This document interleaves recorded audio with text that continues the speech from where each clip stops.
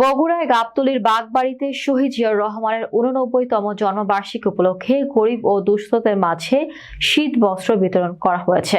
এই আয়োজনে উপস্থিত ছিলেন বিএনপির শীর্ষ নেতৃবৃন্দ। বিস্তারিত জানাচ্ছেন শ্রী বিপ্লব কুমার দেবনাথ।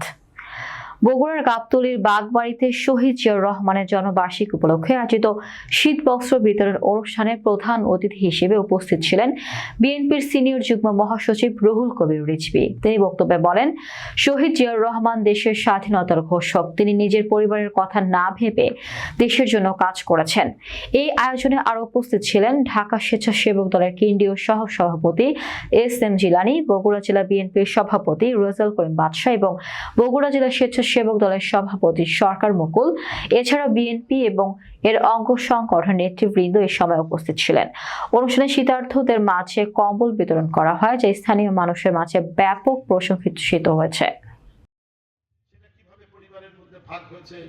নিয়ম কানুন ছাড়াই তারা এই কাজটা করেছে।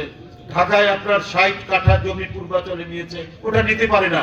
বাংলাদেশের আইন অনুযায়ী আপনার ঢাকায় অথবা বগুড়ায় যদি আপনার শহরের মধ্যে আপনার যদি বাসা থাকে, আবাসন থাকে, তাহলে আপনি সেখানে আরেকটি সরকারি প্লট পেতে পারেন না, এটা আইনে নাই। কিন্তু শেখ হাসিনা সকল আইনের ঊর্ধ্বে ছিলেন, তিনি সকল বিচার বিভাগের ঊর্ধ্বে ছিলেন।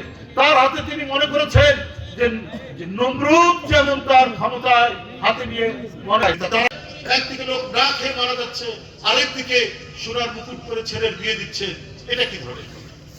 জিয়াউর রহমান সাহেবের এই সমস্ত জিনিসগুলো দেখেই তিনি মনে করেছেন যে এই দেশকে আমাদেরকে এমন ভাবে গড়ে তুলতে হবে।